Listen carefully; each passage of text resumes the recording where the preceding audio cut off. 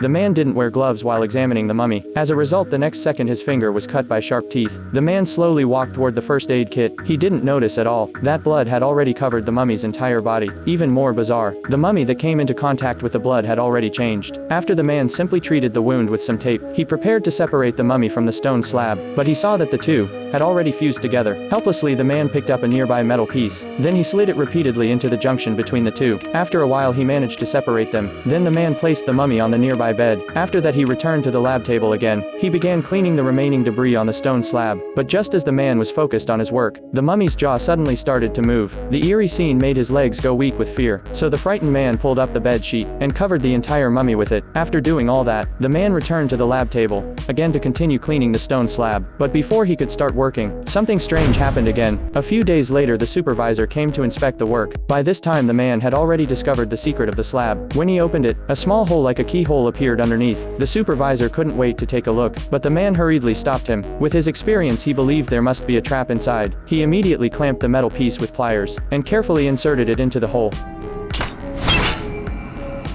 That's why you don't touch shit. The man's smug expression made the supervisor very uneasy. As he pressed the metal piece again, the mysterious compartment on the stone slab was finally opened. Inside was a skeleton staff. The man couldn't believe it no matter what. The thing they had been desperately searching for was found so easily. After confirming that the staff was real, the supervisor left the lab with his subordinates. However, just as the man placed the staff into a cardboard box, he looked up and saw that the mummy on the bed had disappeared. The man immediately panicked. He then turned and ran toward the alarm. But just as he hit the alarm, a tall figure appeared in front of him.